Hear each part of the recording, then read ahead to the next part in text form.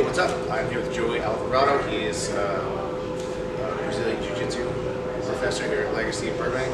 He also teaches Kettle-Jitsu, which you created. Yes, I created Kettle-Jitsu. So, don't know a lot of people that have actually created a workout. So, did you go into that thinking, that you wanted to create a workout, or is it a natural extension of, like, you found basically like a hole in the market? So, like, oh, there's no workouts that are addressing this thing specifically.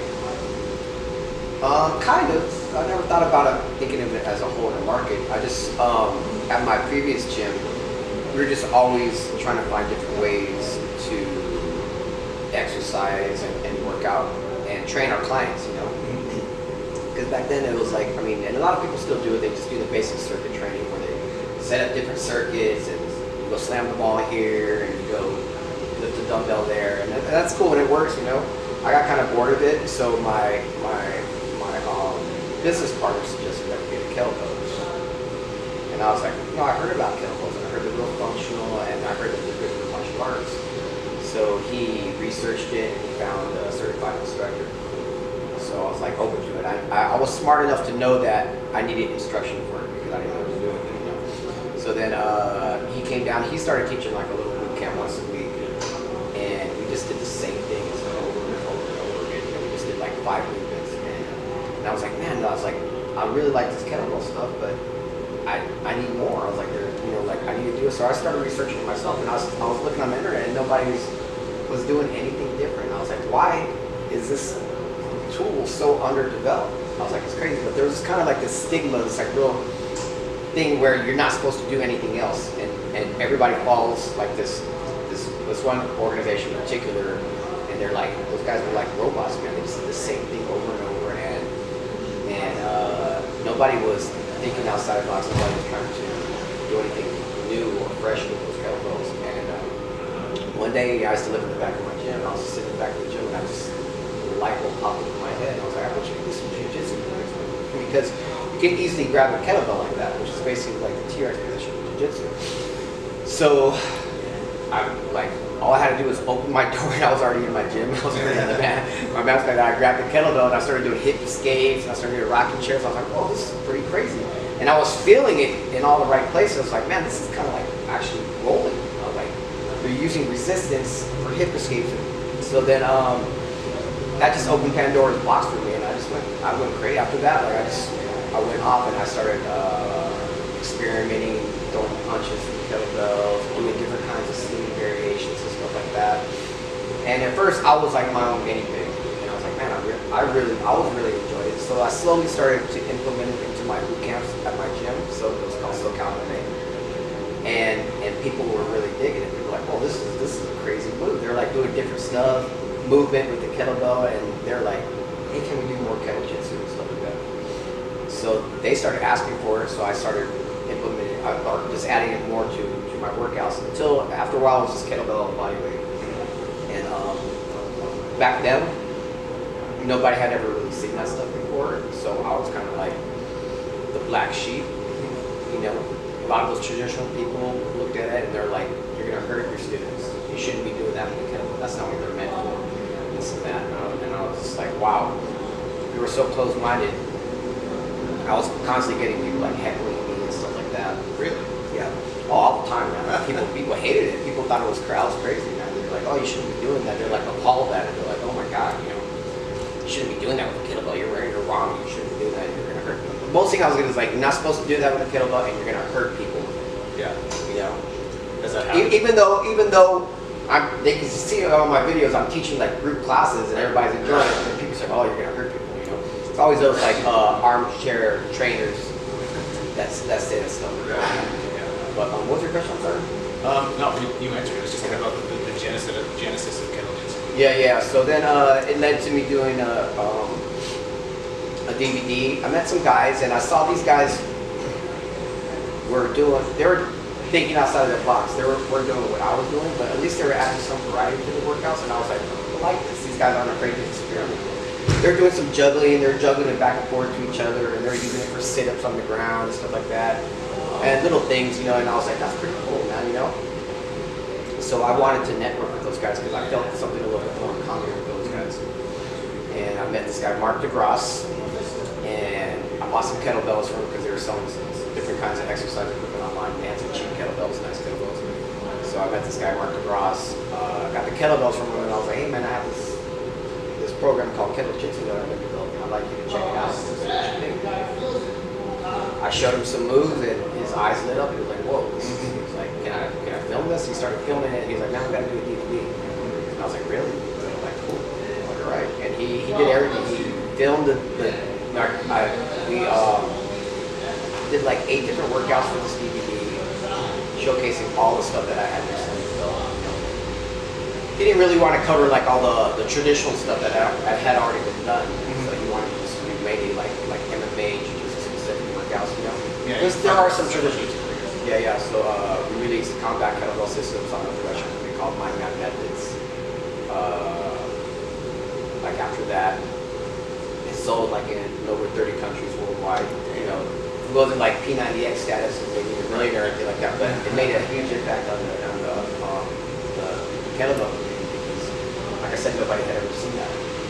And now that it was like on DVD, more people were kind of accepting it. You know, like, and then people started hitting me up to get certified. And after that, after they bought it, like, hey, how can I get certified? So I was like, wow, I had no idea that that's how it went. You know, I was like pretty new to the fitness industry in that aspect. You know, I never looked at it like I was creating this to do a DVD and to do certifications. I did it because I wanted to create workouts that I like doing. Yeah. And I wanted to create workouts that my students enjoy and didn't get bored with. You know, something that allowed for a lot of variety and something that where it could continuously evolve. You know, like at that point before I came into the picture, kettlebell training had not evolved at all. Everything evolves in life to get better. You know, usually. And now, or it dies. yeah. So then, so later on, what happened was the production company and website on the DVD was on. I had another DVD and I produced another DVD, but it was bought out by a bigger company called Onnit. No. Yeah. Which you've heard of, probably heard of, and they kind of like took my niche and ran with it. That's why all my articles and they still sell my downloads on their website. And you know, they put that corporate money behind it, and now everybody's doing kettlebell flows and stuff like that. Yeah. So now it's accepted, which is pretty cool, man. You know, like I dig it. You know, like now people are doing it. I mean, it's cool and it is cool. It's now people are just doing some crazy shit, like crazy. And hey, man, you know, like if you enjoy it, you know, it's all good, man. You know, like if you're having fun with it and you're getting the results. But for me, it's not about the flash. It's about getting a good workout. Sure. Yeah. Like and even back in the day when I first did that DVD, there's stuff in it that I can't teach to my students because it's just too difficult. It's a little too advanced and it's a little too difficult, and not everybody can do those movements. Yeah. So what I've noticed about your classes, you like when you show up for class, you kind of create what we're going to do that day depending on who shows up. yeah, I have an idea of what I'm gonna do, and then when I come in and I'm like, sometimes I'm like, okay, that's not gonna work. Because I always have like new people taking it, so it's really important that people see that, because they see people like flipping these kettlebells around and juggling and just doing all kinds of crazy stuff, and I'm like, that's cool. You might be able to do that like in your front yard, yeah, or in your garage, but when it's like in a class format like that, you can't juggle and you can't do stuff too extreme because you have people who may not be that athletic, some people that may be injury prone, and sometimes people are not capable of doing that. Yeah, it takes a lot, that kind of stuff takes so much instruction, and you can't spend the whole class trying to teach somebody something. Yeah, because your classes are very streamlined. Yeah. You come in there for a workout. I want to give you guys a workout, and then you guys are out of this because we're on a time frame here. You know, we have to make our classes an hour long. Yeah. So I make sure everybody's really warm first, and then we just get into it. You know? So that's excellent. That leads me to my next question very nicely. Warming up. You spend a lot of time warming up. Oh, yeah, it's coming. You spend a lot of time warming up. Like, how important is a warm up before you get something? You know, I'm glad you brought that up because that is one of the things that was really kind of annoying for me whenever I first started it. And I'm not talking bad about my initial kettlebell instructor because he's a good guy and he was just teaching what he was taught. So our warm up consisted of like a 16 kilogram kettlebell and doing halos and stuff like that, and swinging with it. He was like, and in that organization, they're all about weight. They want you to use a lot of weight. And he was like, you're an MMA fighter, you should at least swing with like 20 kilograms. I was like, you know what, man, it hurts my back. Afterwards, my back would be hurting. At that time when I had a girlfriend, I was like, man, my back is 70 kilograms. I don't know what's going on. Why is my back hurting like that? And I just realized, I was like, man, you're not warming up. And I don't really like warming up with the kettlebell. I prefer warming up with your body. It's really difficult to get injured when you're warming up with just your body. So one of the most common areas that are injured in the kettlebell is your back. It's always from the swing, and it's always when you don't warm properly. So everything that I teach today is what I have learned through experience. And I've talked to people, oh yeah, I can't do kettlebells because it hurts my back. I'm like, well, what do you do? Well, I just do swings and stuff. I was like, you warm up? Oh yeah, I do like 20 jumping jacks and then I get to the swing.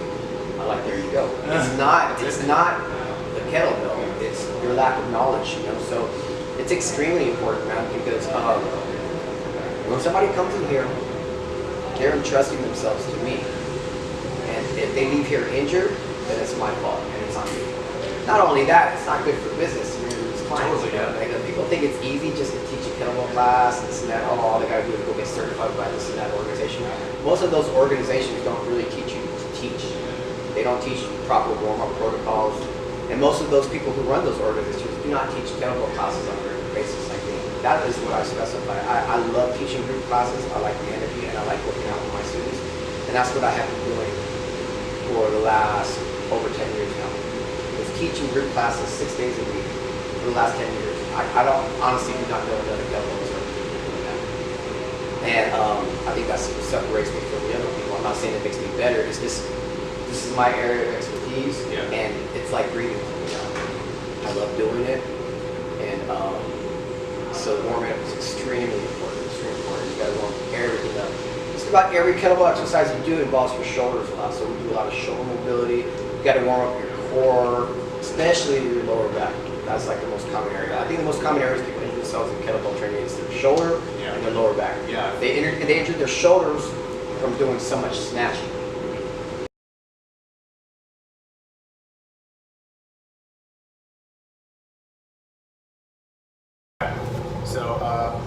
So yeah, you just talked about people seeing doing the 1 minute thing from Instagram. All that workout. So speaking of social media, how important is social media today in what you do? Man, unfortunately, it's really important. It's important because if you want to stay relevant in the fitness industry, then we have to do it. I have to use Facebook, and now Instagram is tied in with Facebook. Yeah. So if you want to do ads and whatnot, it's good and it's bad. It's good because it's helped me reach people all over the world, and people have come out from different countries just to get certified by me and stuff like that, which is pretty cool. Man. Yeah, it's amazing. That somebody will fly out from Germany or from Australia or England just to come train with you, which is really cool. And maybe if there wasn't social media, I'm not sure if it would happen. But sometimes people just see me they hit me up like, hey man, I want to train with you. Yeah, which is really cool. Well, because it's good and bad about kind of gauging your interests somehow, and then it's just always showing you, it shows me guitar stuff. It shows me guitar stuff and BJJ stuff, and that's all it ever shows me. Yeah, for sure. So same thing with me. Yeah, if you're looking for kettlebell stuff, then obviously your stuff is gonna come up. Yeah, it comes up. Yeah, it does the same thing. Yeah, like those different apps and everything, they follow the algorithms and stuff like that, so they know what you like. And they're crazy smart now. Yeah, so on my feed it's all like dogs and stuff like that. and vegan food and stuff like that. So, but I don't really, to be honest with you, I don't really follow a lot of kettlebell people, to be honest with you. But the social media is really important, from a marketing aspect. Like you have to put yourself out there and you have to do stuff. That is important. And but at the same time, it's kind of like a pain in the butt because you always have to be putting content out there. And that's why, I haven't messed with my YouTube channel in so long. I haven't put a video on it because I've been doing YouTube videos for almost 10 years now, Instagram videos for as long as I've been doing it, and And I understand the marketing aspect of it because like my first business partner with my first 2 DVDs, you know, he was real internet savvy. He understood marketing and whatnot, and he was always like, "You got to do another workout. You got to do something different. You got to do something flashy because people want to see flashy stuff and stuff like that." And I would do different workouts, and after a while, I was like, "Man, there's only so much you can do, man." And then now, like, I see people, they're just putting out content just because they have to. Putting out content. Just because they have to, and they do these crazy ass workouts that they don't even do themselves because you have to do something flashy for Instagram. And now people can't differentiate what is real, what's not, you know, and they don't understand that that's the marketing. We have to put stuff out. That's why I don't put a whole lot of workouts out where it's just me working out. You always see me working out with my class. It's always my class, so you know these workouts are legit. It's not just some bullshit that I just make up, you know, just for the sake of putting something on Instagram.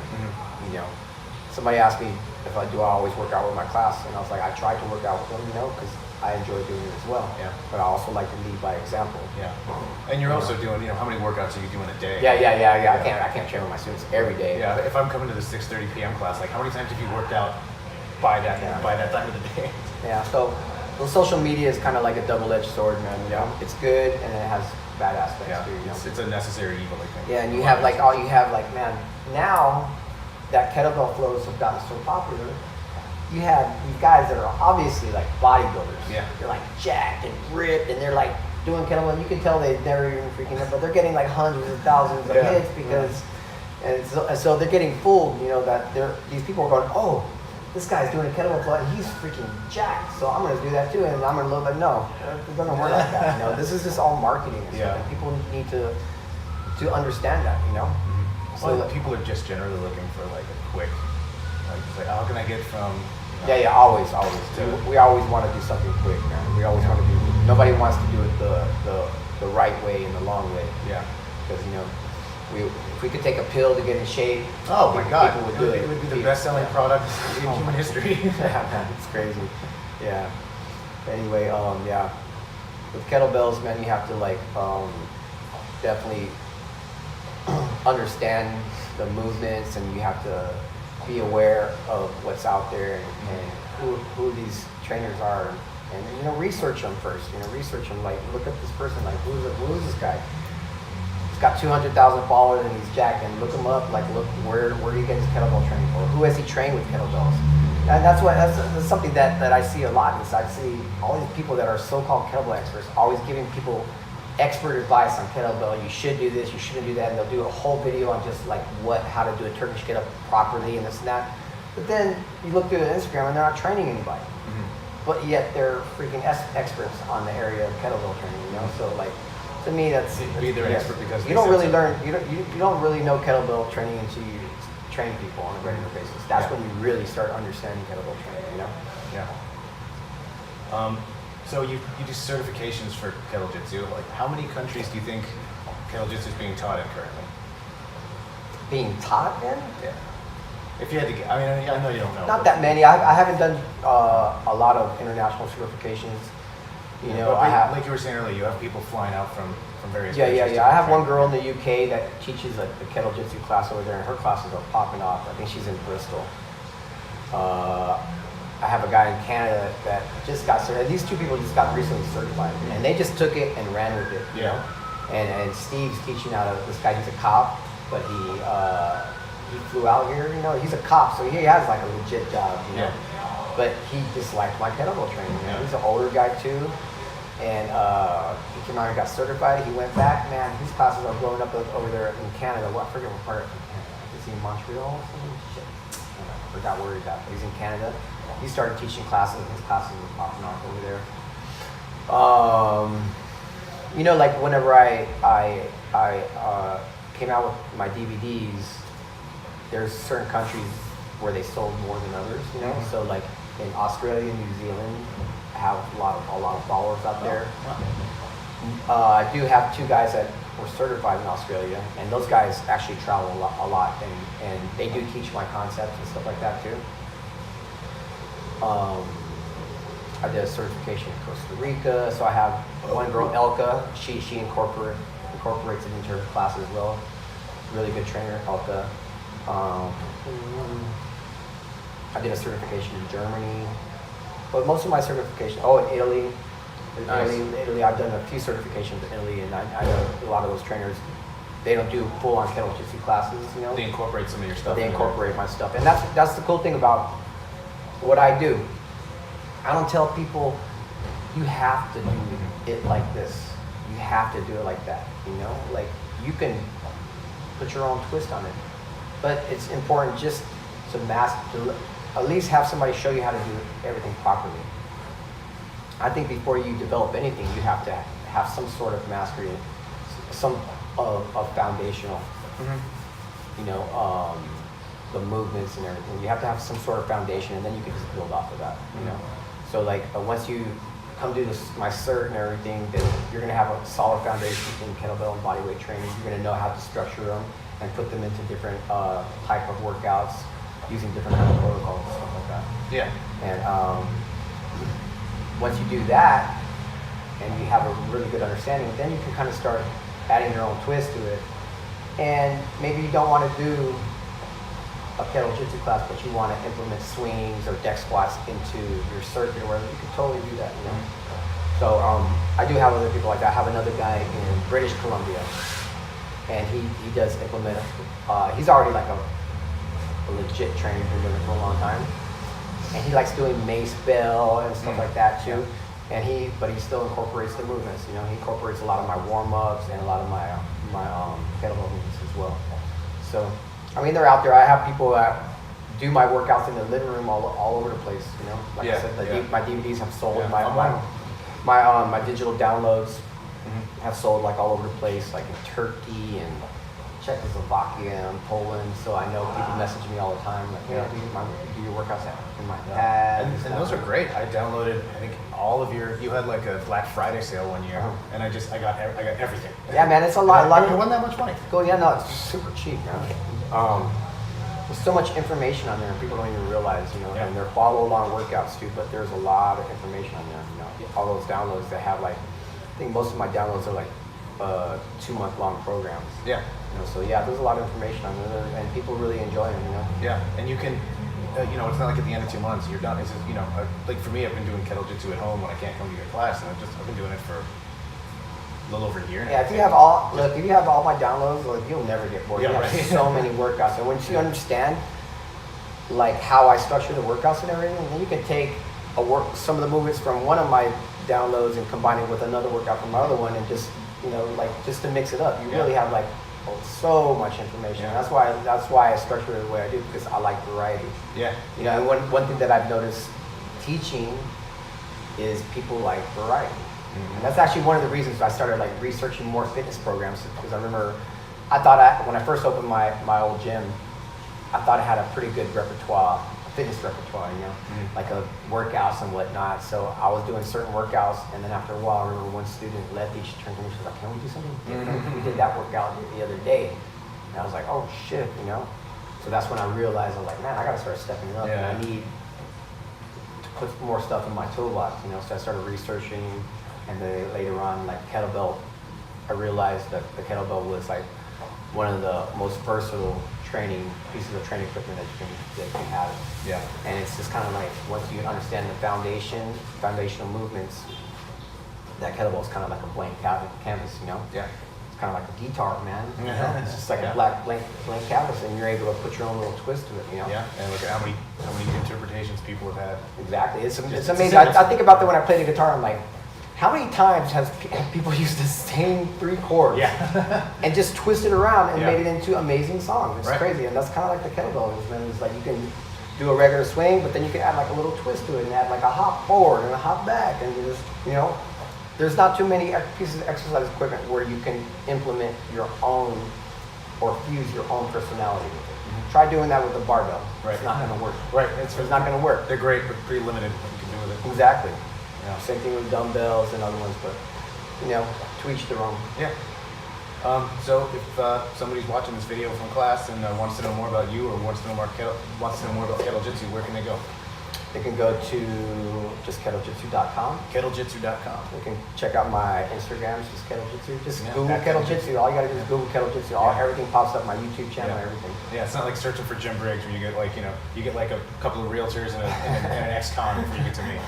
Realtor. Yeah. Well, cool, man. Thank you so much for talking. Appreciate it. Yeah. No problem. Anytime.